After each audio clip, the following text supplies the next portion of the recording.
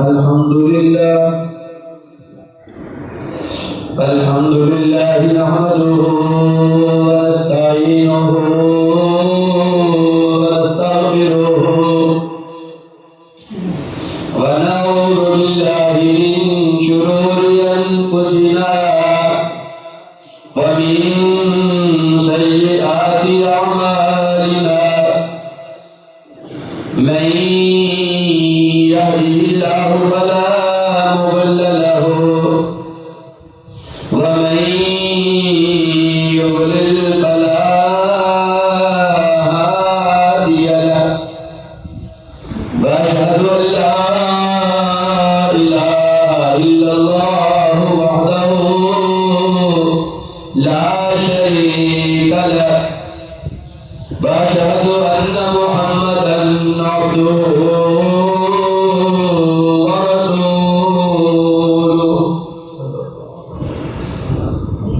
أرسله بالحق بشيرا ونذيرا وداعيا إلى الله بإذنه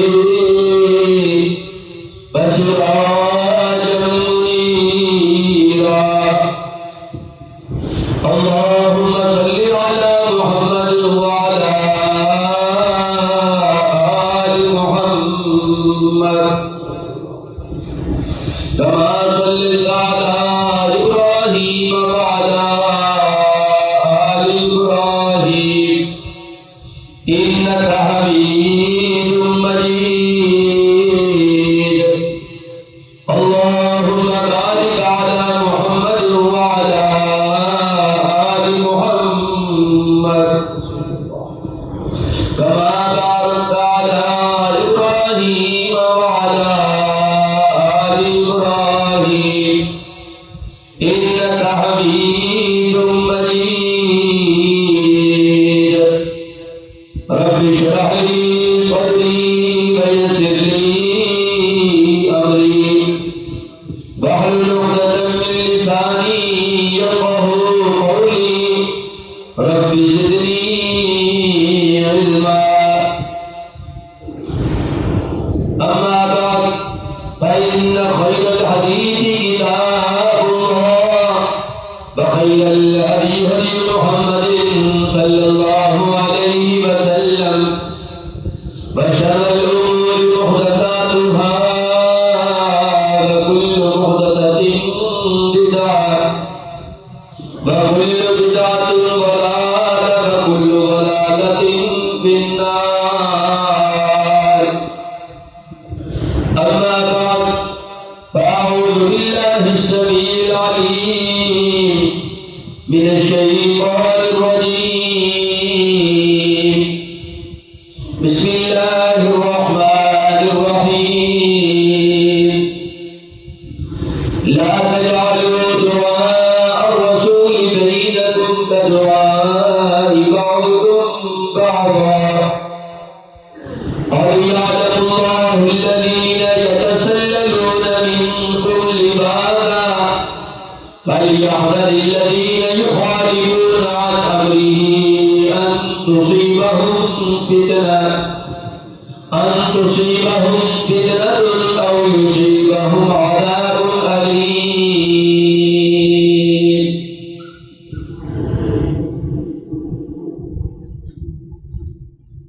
سب تعریفیں اللہ رب العزت کے لیے، بے شمار درود و سلام جناب حضرت محمد رسول اللہ صلی اللہ علیہ وسلم کی شخصیت مبارکہ پر. محترم حضرات، آپ کے سامنے 18ویں پارے سورۃ النور سے ایک آیت مبارکہ تلاوت کی ہے. 63 نمبر ہے اس آیت مبارکہ کا. اللہ رب العزت نے اس آیت مبارکہ میں نبی کریم علیہ السلام جناب حضرت محمد صلی اللہ علیہ وسلم کا ادب بیان فرمایا ہے کہ اہل ایمان کو محبوب کریم علیہ السلام کا ادب کرتے ہوئے کن باتوں کا خاص خیال رکھنا چاہیے.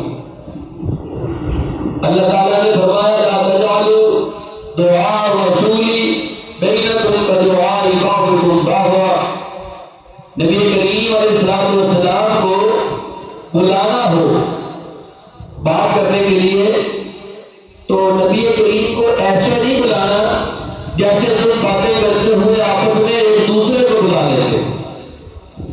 یعنی آپ سے گفتگو کرنے کا انداز، آپ سے کسی بات کو پوچھنے کا انداز وہ ایسے نہیں ہونا چاہیے جیسے آپس میں ایک دوسرے کے ساتھ ہوتا ہے. وہ خاص انداز ہے اور خاص ادب ہے اور خاص گفتگو ہے، وہ خاص رویہ ہے. دیکھو بات کس سے کر رہے ہو؟ نبی کریم علیہ السلام سے. ابتدا میں تو یہ ادب اس سے بھی زیادہ اس کو سختی سے بیان کیا گیا ہے کہ جب نبی کریم علیہ السلام سے کوئی سرگوشی کرنی ہو تو صدقہ دیا کرو گا. یعنی تم سے نہ جانے میں کوئی ایسی بات نہ ہو جائے کہ نبی کریم علیہ السلام کے ادب کے خلاف ہو اور تم گناہگار ہو جاؤ. پھر اس میں کیونکہ کچھ سختی کا اثر تھا، لوگوں کے لیے مشکل تھا، تو یہ آسانی کر دی. ایسے نہیں بلانا جیسے تم آپس میں ایک دوسرے سے باتیں کرتے. پھر فرمایا قد یعلم اللہ الذین یتسللون منکم لواذا، اللہ کی ذات تم میں سے ان لوگوں کو جانتی ہے جو آنکھ بچا کر تم میں سے کھسک جاتے ہیں. یہ خاص کر منافقین کا ذکر ہے. پھر فرمایا فَلْيَحْذَرِ الَّذِينَ يُخَالِفُونَ عَنْ أَمْرِهِ، تم پر لازم ہے کہ میرے محبوب کی مخالفت کرنے سے ڈر جاؤ. بچنا تم پر فرض ہے، یعنی تمہارے کسی عمل سے، تمہارے کسی قول سے، تمہارے کسی انداز سے میرے محبوب کی مخالفت نہ ظاہر ہو. اگر ایسے ہوا ان تصیبہم فتنہ، تو تمہیں کسی فتنے میں مبتلا کر دیا ہے. او یصیبہم عذاب علیم، یا پھر ایسے لوگوں کو دردناک عذاب کو مبتلا کر دیا. اس ایسے مبارکہ میں نبی کریم علیہ السلام کا خاص ادب بیان کیا گیا ہے. اور ادب کا انداز صرف شخصیت سے محبت سے شروع نہیں کیا گیا، بلکہ آپ کے فرامین کی فرما برداری کی عمل سے شروع کیا گیا. کیونکہ ہو سکتا ہے ایک شخص نبی کریم علیہ السلام کی شخصیت سے تو بہت محبت کرتا ہو، اسے آپ کی زلفوں سے بڑا پیار ہو، آپ کے ہونٹوں کے بڑے گن گاتا ہو، آپ کی چال اور ڈھال کی بڑی تعریفیں کرتا ہو، آپ پر باری باری جاتا ہو. لیکن جب آپ علیہ السلام کی گفتگو کی بات آئے، آپ کے اقوال کی بات آئے، آپ کی باتوں پر عمل کرنے کی باری آئے، تو وہاں پر چنانچہ ایسے بھی ہو سکتا ہے، ویسے بھی ہو سکتا ہے. اگر وہ ایسے انداز اختیار کرے تو اس محبت کو اللہ تعالیٰ نے پسند نہیں کیا. محبت کا پتہ ہی تب چلتا ہے کہ جب آپ کی اتباع کی جائے، آپ کی باتوں پر عمل کیا جائے. اس لیے اللہ رب العزت نے اپنے رب ہونے کی قسم کھا کر کے فرمایا ہے فَلَا وَرَبِّكَ لَا يُؤْمِنُونَ حَتَّى يُحَكِّمُوكَ فِيمَا شَجَرَ بَيْنَهُمْ ثُمَّ لَا يَجِدُوا فِي أَنفُسِهِمْ حَرَجًا مِمَّا قَضَيْتَ وَيُسَلِّمُوا تَسْلِيمًا. اللہ رب العزت نے فرمایا اے محبوب، تیرے رب کو تیرے رب ہونے کی قسم ہے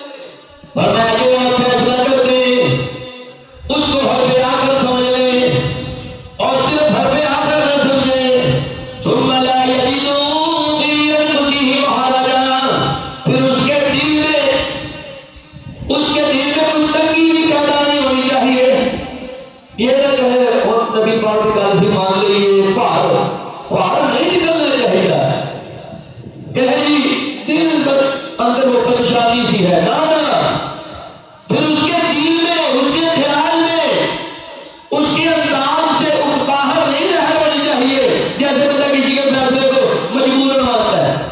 بڑا کو کہتا ہے تو بندوں کو صلح کر لو، چلو اٹھو جب ڈالو، اس کے اٹھنے کا انداز بتا رہا ہوتا ہے کہ دل نہیں کرنے دیا، پر بڑے چاچے دیتا ہے مامے تو کہتے مجھے دیا ہے،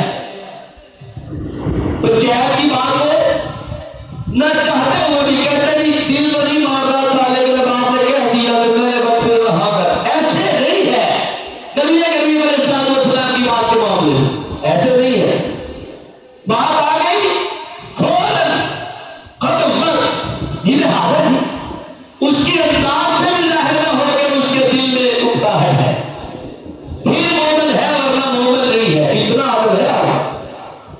ہم صرف باتوں سے وہ کرتے ہیں، میں ماری جاؤں، میں قربان جاؤں، میں صدقے جاؤں، جانا چاہیے، اس میں نہیں کوئی ہو سکتا، لیکن ثابت کیسے ہوگا؟ ثم لا يجدوا في أنفسهم حرجا مما قضيت، میرے محبوب آپ جو ان کے معاملے میں فیصلہ فرما رہے ہیں، پھر اس پر ان کے دل میں بھی تنگی نہیں آنی چاہیے، وَيُسَلِّمُوا تَسْلِيمًا، اور بات محبوب کی ہو، سر تسلیم خاک نہ ہو، یہ ہو نہیں سکتا، بس پھر یہ سر جھک جائے پھر مومن ہے۔ اگر سر جھکنے میں بھی تنگی محسوس ہو تو یہ مومن نہیں ہے، یہ شان ہے آقا علیہ الصلوۃ والسلام۔ اور پریشانی تو یہ ہے کوئی یہ شان بیان کرے اس کو کہتے ہیں یہ نہیں مانتا، جو صرف صدقے والی جائے کہتے ہیں یہ مانتا، اس کو مانے تو بات ہو رہی تھی جو شخص ایسے نہیں مانتا، آپ علیہ الصلوۃ والسلام کے فرامین کو، اقوال کو، فیصلوں کو حد آخر نہیں سمجھتا، اللہ تعالیٰ فرماتے ہیں وہ پھر ڈر گئے، میں اس کو فتنوں میں مبتلا کر دوں گا، فتنے، آزمائشیں، پریشانیاں، اور میں نے بتایا یہ دنیا کا معاملہ ہے، فتنوں میں مبتلا ہے، اور آخرت میں دردناک عذاب بھی ہے صاحب۔ دنیا میں بطور سزا یہ ہے کہ پوری امت انتشار کا شکار ہو جائے، فرقہ واریت کا شکار ہو جائے، اختلاف کا شکار ہو جائے گی، ازمائشیں آئیں گی، فتنے آئیں گے، صبح مسلمان ہوں گے شام کو کافر ہو جائیں گے، شام کو مسلمان ہوں گے صبح کافر ہو جائیں گے، اتنے بڑے بڑے فتنوں میں مبتلا کر دیا جائے گا۔ جب بندہ فتنوں میں مبتلا ہوتا ہے تو زندگیوں سے سکون ختم ہو جاتا ہے، اور اس کے پاس جتنی سہولیات چاہے ہو، اگر زندگی میں سکون نہیں ہے اس سے بڑی سزا ہی کوئی نہیں۔ گھر موجود ہو، بینک موجود ہو، گاڑیاں موجود ہو، کھانے پینے کے لیے وافر سامان اور سامان مہیا ہو، لیکن سکون نہ ہو، انسان کہتا ہے ہر کچھ ہے سکون نہیں ہے، اور اگر سکون نہ ہو تو کسی چیز کا لطف نہیں آتا، مزہ نہیں آتا۔ سکون ہو تو نیت کے ساتھ انسان کھانا کھا لے تو نیت ہے شاد ہو جاتا، یہ فتنوں میں پڑنے کا نقصان، اور بھی آخرت میں سزا ہے۔ تین باتیں ہیں، پہلی بات کیا ہے کہ اللہ کے رسول صلی اللہ علیہ وسلم کی مخالفت جو کرتا ہے اس سے روکا گیا ہے۔ دوسری بات جو نہیں رکتا اس سے بتایا گیا ہے تجھے اس مخالفت کے بدلے میں دنیا میں فتنوں میں مبتلا کر دیا۔ اور تیسری بات اس آیت مبارکہ میں یہ بتائی گئی ہے اگر تو مخالفت سے نہیں رکتا تجھے آخرت میں بھی دردناک عذاب میں داخل کر دیا جائے گا۔ یہ جو مخالفت ہے، مخالفت اس کی کئی قسمیں، دو بڑی بڑی آپ ذہن میں رکھیں۔ پہلی بات تو یہ ہے کہ اللہ کے رسول کی بات ہی نہ ماننے کے لیے تیار ہے، اطاعت رسول کی ہی مخالفت کرتے، انکار کرتے، ایک یہ شکل ہے، یہ تو بہت ہی گھناؤنی شکل ہے۔ دوسری شکل بھی ہے یہی، صرف لفظوں میں بدلا گیا ہے۔ وہ بندہ کہتا ہے میں مانتا تو ہوں اللہ کے رسول کی اطاعت ہی ہے جی، اس کے سوا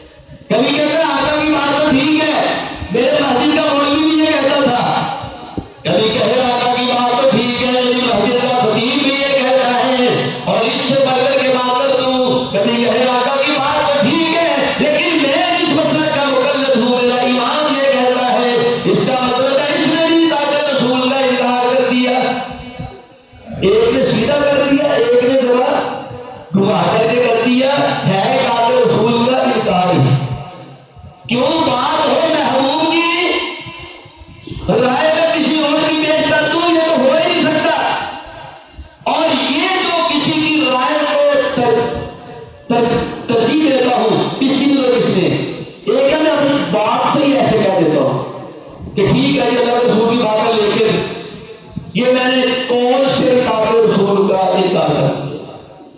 ایک یہ ہے میں نے کون سے نہیں کیا انکار، میں نے کہا نہیں آقا کی بات ہی حرف عمل ہے، لیکن جو میں عمل کر رہا ہوں وہ رسول کریم کی عمل کے خلاف کر رہا ہوں، تو یہ بھی میں نے انکار کر دیا. کئی بندے زیادہ سیانے ہوتے ہیں نا، بات کو مزید کو مار دیتے.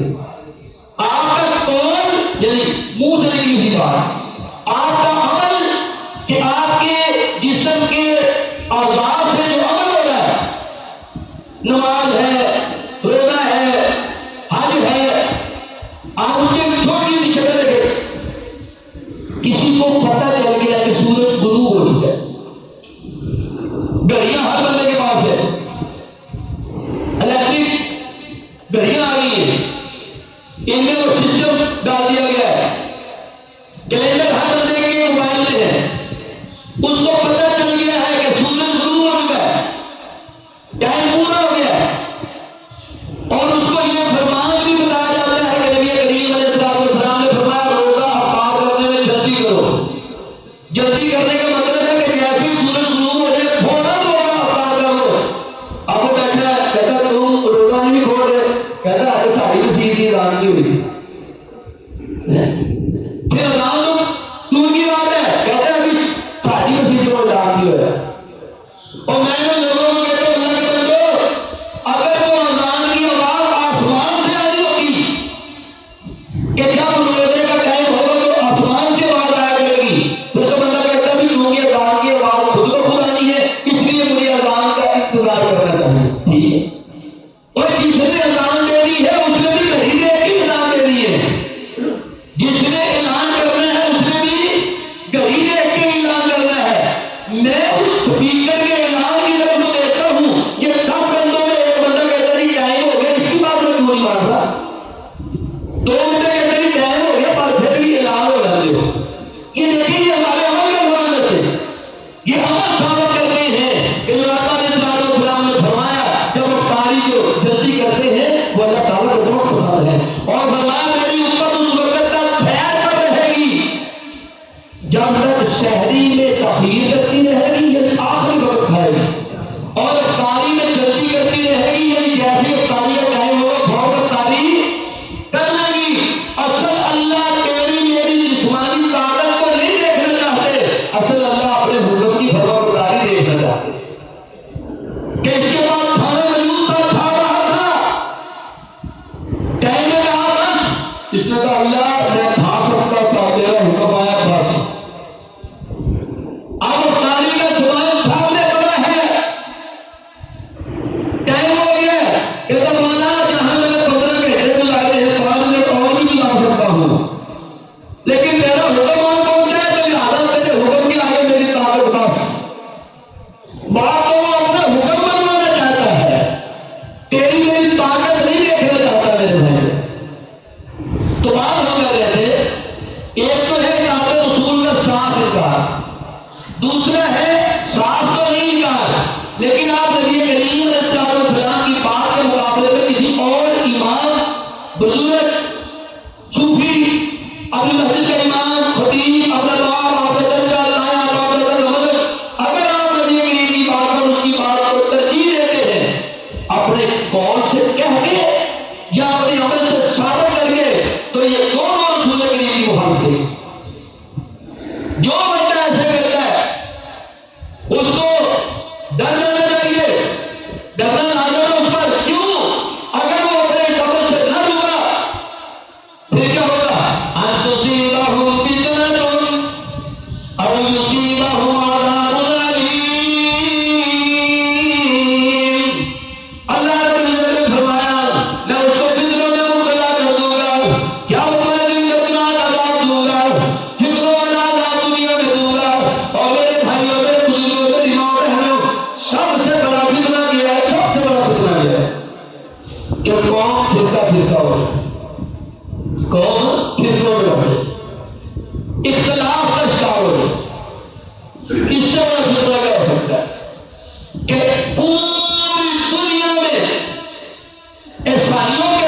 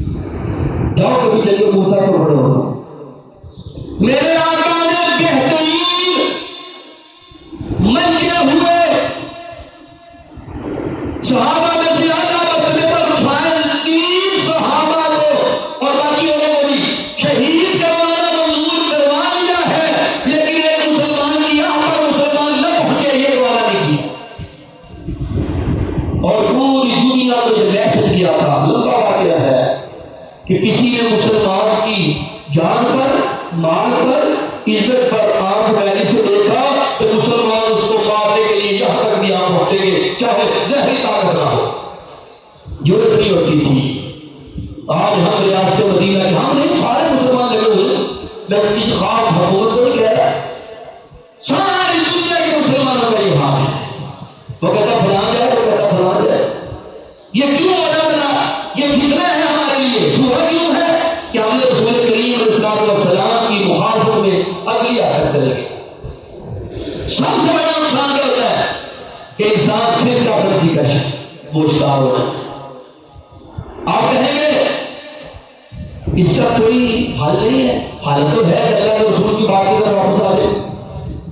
لوگ آنا نہیں چاہیں گے، لوگوں کے دلوں سے اپنی اپنی جماعتوں کی محبت نہیں نکلے گی، اپنے اپنے مسلمانوں کی محبت نہیں نکلے گی، اپنی اپنی فقہ کی محبت نہیں نکلے گی۔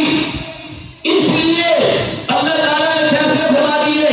جناب رسول کریم صلی اللہ علیہ وسلم نے مالک کائنات سے دعائیں مانگی، یا اللہ میری یہ دعا ہے، اللہ رب العزت نے فرمایا قبول ہے۔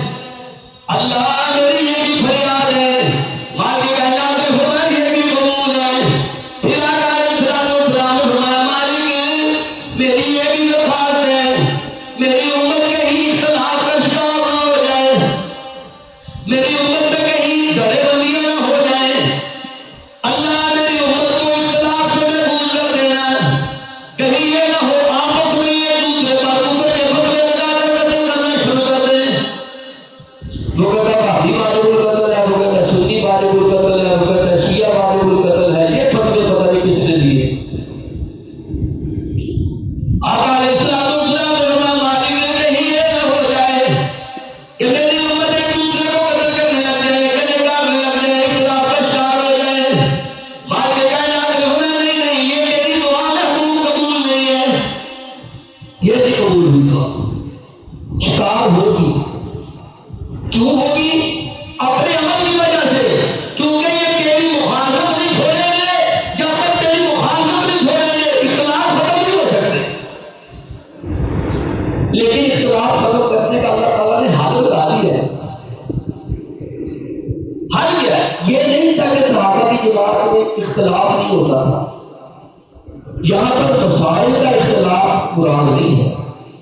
مسائل کا جو اختلاف پیدا ہوتا ہے، جس طریقے سے ہم اس کو حل کرنا چاہتے ہیں، اس کا ذکر ہو رہا ہے۔ اختلاف کو صحابہ میں بھی ہو رہا تھا، کسی مسئلے پر ہو گیا اختلاف، انہوں نے کہا یہ جھگڑا پیدا ہو گیا، یہ تو کوئی بات نہیں، واپس مدینہ میں جائیں گے، یہاں پر تو اپنی مرضی کر لیں، میں اپنی مرضی کر لیتا ہوں۔ مدینہ میں جائیں گے، پیغمبر کے صحابہ سے پوچھیں گے، جو انہوں نے بتایا کہ اللہ کے رسول نے یہ فرمایا ہے، ویسے کرنے لگے۔ یہاں پر اختلاف ہے نا، جب بات آ جائے گی پھر کوئی اختلاف ہے، اس اختلاف کو ویسے رحمت کہا گیا ہے۔ یہ حال کو اللہ تعالیٰ نے خود قرآن حکیم میں فرمایا ہے، فرمایا یا ایھا الذین آمنوا اطیعوا اللہ واطیعوا الرسول واولی الامر منکم۔ اے ایمان والو، اللہ کی بات مانا کرو، اللہ کے رسول کی بات مانا کرو، اور جس کو تم میں سے امیر بنا دیا جائے، تم میں سے قاضی بنا دیا جائے، نگران بنا دیا جائے، خلیفہ بنا دیا جائے، حکمران بنا دیا جائے، اس کی بات نہیں مانا کرو۔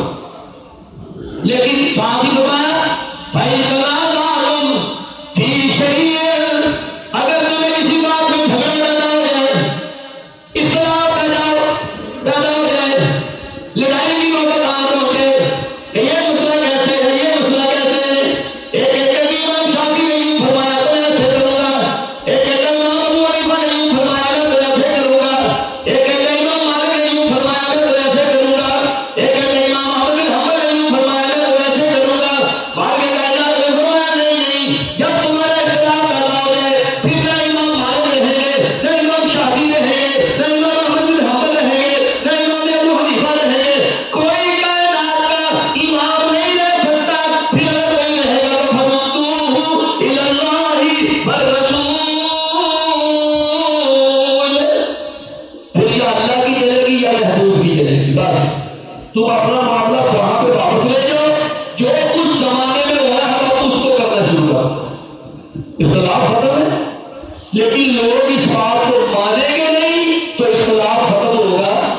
نہیں اختلاف ختم نہیں ہوگا تو دنیا میں بھی نقصان ہوں گے، آخرت میں بھی نقصان ہوگا۔ دنیا میں کیا نقصان ہوگا؟ دنیا میں کیا نقصان ہوگا؟ ہم لوگ فرقہ بندی کا شکار ہو جائیں گے، اختلاف پڑ جائے گا، جماعتیں بن جائیں گی، تنظیمیں بن جائیں گی، اپنی اپنی بات کے نعرے لیں گے۔ اس حد تک جماعت اور تنظیم اپنا اثر رکھے گی، بت کا درجہ بن جائے گا، بت کا درجہ۔ لوگ اللہ کو نہیں پوجیں گے، اللہ کے رسول کی بات کو تسلیم نہیں کریں گے، اپنی جماعت کی بات کو تسلیم کریں گے، اور اللہ اور رسول کی بات کے مقابل کسی چیز کو ماننا ہے، اس کو بت سمجھنا ہے۔ بت کچھ سے پتھر کا بت نہیں۔ اگر میں اللہ کی بات کے مقابلے میں، نبی کریم کی بات کے مقابلے میں کہتا ہوں گل تو یہی ہے، بھائی میرا دل نہیں کرتا، دل کو بھی میں نے بت بنا دیا۔ میں نے سمجھا اللہ کی بات کے مقابلے میں میرا دل چل سکتا ہے، میری مرضی چل سکتی ہے؟ نہیں چل سکتی۔ جماعتیں اور تنظیمیں بت بن جائیں گی، اور جب اللہ کے مقابل کسی کو بت بنا دیا جائے، اس سے بڑا شرک اور کیا ہو سکتا ہے؟ میں اہل حدیث تو ہوں، لیکن میں کام کرتا ہوں صرف اپنے مسلک کے لیے، اللہ رسول کے لیے نہیں کرتا۔ تو میرے دل میں اہل حدیث لفظ کا بت پیدا ہو چکا ہے۔ مجھے اپنی عبادت کی فکر کرنی چاہیے، مجھے اپنی عبادت کے بارے میں سوچنا چاہیے۔ اگر میں بریلوی ہوں، بریلوی سمجھ کے عمل کرتا ہوں، تو میرے دل میں لفظ بریلوی کا بت پیدا ہو چکا ہے، اللہ کے رسول کی محبت نہیں ہے۔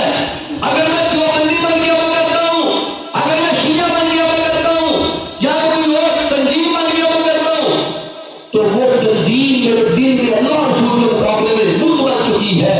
میرا عمل اگر صحیح نہیں ہوگا، چونکہ اس میں اخلاص نہیں ہے، لہذا اللہ کے ہاں اس کی کوئی قدر و قیمت نہیں۔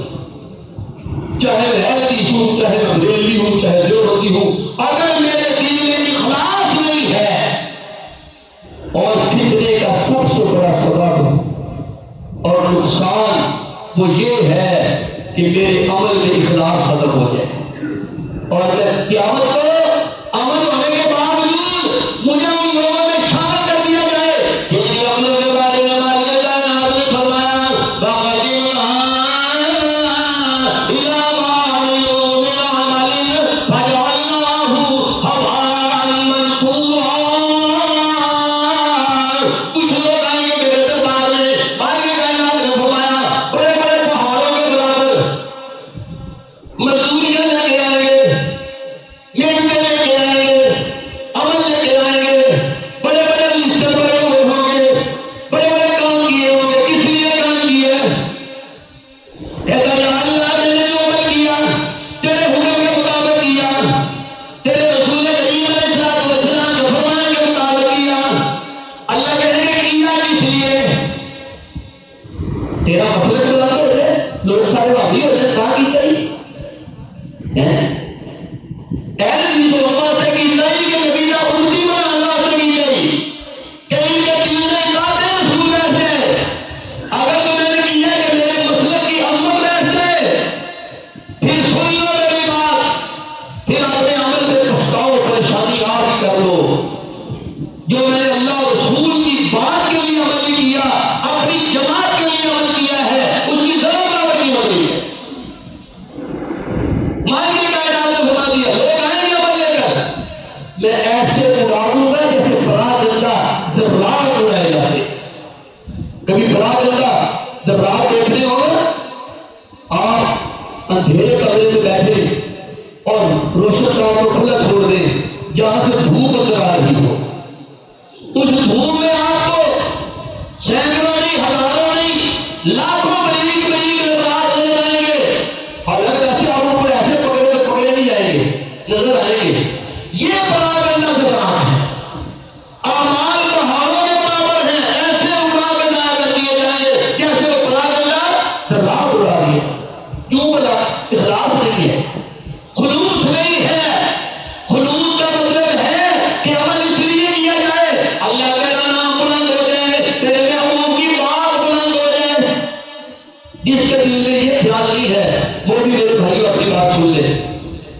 ایک شخص آیا نبی کریم علیہ السلام کے پاس، صحیح حدیث ہے، اس نے کہا اللہ کے رسول صلی اللہ علیہ وسلم مجھے بات بتائیں کہ اگر میں اللہ کے راستے میں جنگ کروں، جہاد کروں اللہ کے راستے میں، جہاد کی جو فضیلت ہے وہ آپ سارے جانتے ہیں، اللہ کے راستے میں اللہ کے دین کی سربلندی کے لیے لڑنا اللہ کو کس قدر زیادہ پسند ہے؟ مجاہد اور غازی کے درجات اللہ تعالیٰ نے قرآن حکیم میں کئی جگہ پر بیان فرمائے۔ الگ سے موضوع ہے مجاہد کا، شہید کا، یہ کہتا اللہ کے رسول آپ مجھے ذرا بتائیے اگر میں اللہ کے راستے میں اللہ کے دین کی سربلندی کے لیے جان کروں، لیکن میرے مقصد دو ہو جائیں، ایک میرا مقصد ہو جائے کہ اللہ کا دین بلند ہو جائے، ایک میرا مقصد ہو جائے اللہ کے رسول صلی اللہ علیہ وسلم کا علم بلند ہو جائے، قرآن کی بات بلند ہو جائے، محبوب کی بات بلند ہو جائے، اللہ کا دین دنیا کے کونے کونے میں پھیل جائے۔ ایک تو میرا یہ مقصد ہے اور دوسرا میرا یہ مقصد ہو کہ ساتھ میرا نام بھی بلند ہو جائے۔ میری طرف گل بن جائے کہ میں بڑا کام کیتا ہے جی، اللہ اکبر اللہ اکبر، اللہ تعالیٰ محفوظ فرمائے۔ بڑا نازک معاملہ ہے، کئی عالم کہتے ہیں جی میں بڑی محنت کی تھی جی، لو جی ساری گلا کی میرا اتنا ہی نہیں، جنہیں انڈیوں تو پیڑا کی لوگوں کو گل سن دے لو جی میرا اتنا نہیں۔ بڑا نازک معاملہ ہے۔ ہم کہتے ہیں مسیح بن گئی ہے، کہتے جی مسیح بڑی سوچ، کوئی میرا نام نہیں لگتا بھی یہ بڑے پیسے دیتے، لوگ ایسے کہتے ہیں۔ یہ فلان جماعت ہے جی، یتیموں کے لیے بڑا پیسہ اکٹھا کرتے ہیں، کمال ہے جی، بڑا کام ہے جی، مطلب اور جن نے اکٹھا کروایا ہوتا بھی تو نام ہو، ہم ایسے کہتے ہیں کہ ہم 100 روپیہ دے کر نام چاہتے ہیں، 1000 دے کر نام چاہتے ہیں، لاکھ روپے دے کر نام چاہتے ہیں۔ میرے بھائیوں اپنی جان اور مال دے کر نام چاہتا تھا تو کیا ہوا تھا؟ اس نے کہا اللہ کا دین بھی بلند ہو جائے، آقا کی بات بھی بلند ہو جائے، لیکن بتا دو ساتھ میرے تذکرے بھی ہو جائیں، لوگ میرا نام ملے، اس سے بڑا کام کیا ہے۔ آقا مجھے اجر ملے گا کہ نہیں ملے گا؟ آقا علیہ السلام نے فرمایا تجھے کوئی عمل نہیں ملے گا، اس کا تجھے کوئی اجر نہیں ملے گا، تیرا کوئی عمل لکھا نہیں جائے گا اجر کے حوالے سے۔ ساتھ ہی آپ علیہ السلام نے فرما دیا ان اللہ لا يقبل من العمل الا ما كان له خالصا فابتغي به وجهه۔ اللہ رب العزت کو عمل قبول نہیں کرتے جو خالص اللہ کے لیے کیا گیا ہو، خالص اللہ کے لیے، اور اس عمل کرنے کا صرف ایک مقصد ہو کہ اللہ راضی ہو جائے، اللہ راضی ہو جائے۔ میرے بھائیوں مقصد کیا ہو؟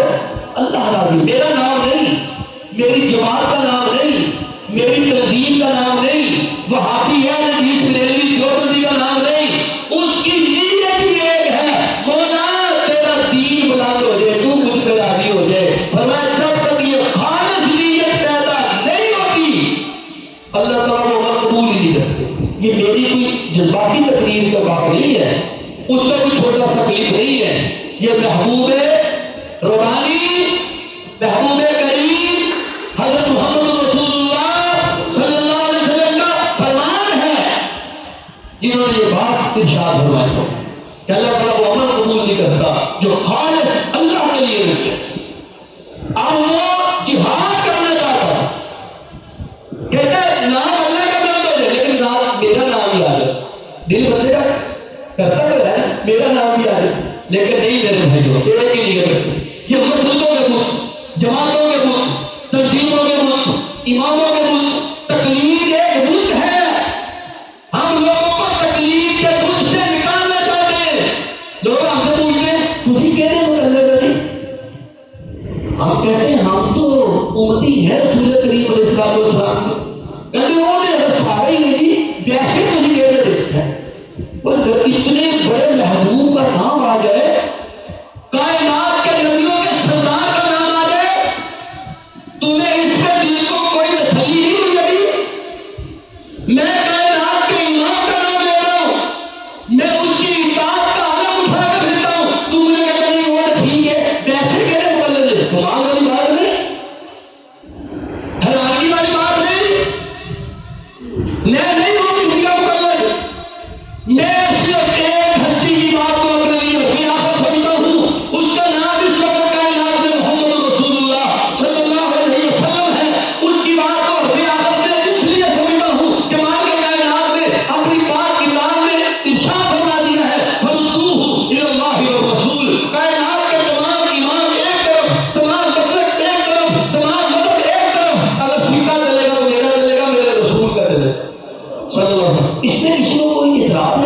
تو بھائی اس کی موت ہے. یہ لفظ تقلید بدھ ہے، بہت بڑا بدھ. تو نے اس کو کوئی کہتا ہے میں امام ابو حنیفہ کا مقلد ہوں، کوئی کہتا ہے میں امام شافعی کا مقلد ہوں. کتنے افسوس کی بات ہے نہیں نام آتا تو میرے محبوب کا نام نہیں آتا. محبوب کا نام لینا سیکھو. مجھے منوانا ہے ایک ہی طریقہ ہے تو وہی اللہ کی بات قرآن میں موجود ہے. اللہ کا شکر ہے تو نے مجھے توفیق دی ہے کہ جب میری بات آتی ہے میں اپنا سر خوشی سے یوں کر کے جھکا دیتا ہوں. اور دوسرا مجھے منوانے کا ایک ہی طریقہ ہے تم بتاؤ احادیث کی کتابوں میں یہ حدیث مبارکہ صحیح سند کے ساتھ آقا علیہ السلام سے ثابت ہے. اپنے اماموں کے اپنے مولویوں کی ساری کی باتیں رد کر دوں گا. آقا کے فرمان کا ہے خوشی خوشی سر کو نیچے کر دوں گا. بس میری یہی شان ہے انشاءاللہ. مجھے پوچھو کس سے مقلد ہے میں نہیں تمہیں بتا سکتا. میں کسی کا مقلد نہیں ہوں. میں امام شافعی کی بات میرے نبی کی بات سے مل جائے میرا سر جھک جائے گا. امام مالک کی بات میرے نبی کی بات سے مل جائے میرا سر جھک جائے گا. میرا امام شافعی، امام احمد بن حنبل، امام ابو حنیفہ اور بڑے بڑے امام ہیں. اس امام کی بات میرے نبی کی بات سے مل جائے گی میرا سر جھک جائے گا. جس کی بات مخالف آ جائے گی میں سمجھوں گا ایمان کو غلطی لگی ہے. ایمان کو غلطی لگی ہے. اس نے ارادتاً یہ عمل نہیں کیا. انشاءاللہ تعالیٰ جتنی اس نے محنتیں کی اللہ تعالیٰ قبول فرمائیں گے. لیکن میں آپ سے بات مانوں گا وہی مانوں گا جو رسول کریم کی بات. کیوں؟ کلمے میں باتیں ہی دو ہیں، تیسری بات ہی نہیں ہے. اشہد ان لا الہ الا اللہ وحدہ لا شریک لہ ایک بات، واشہد ان محمدًا عبدہ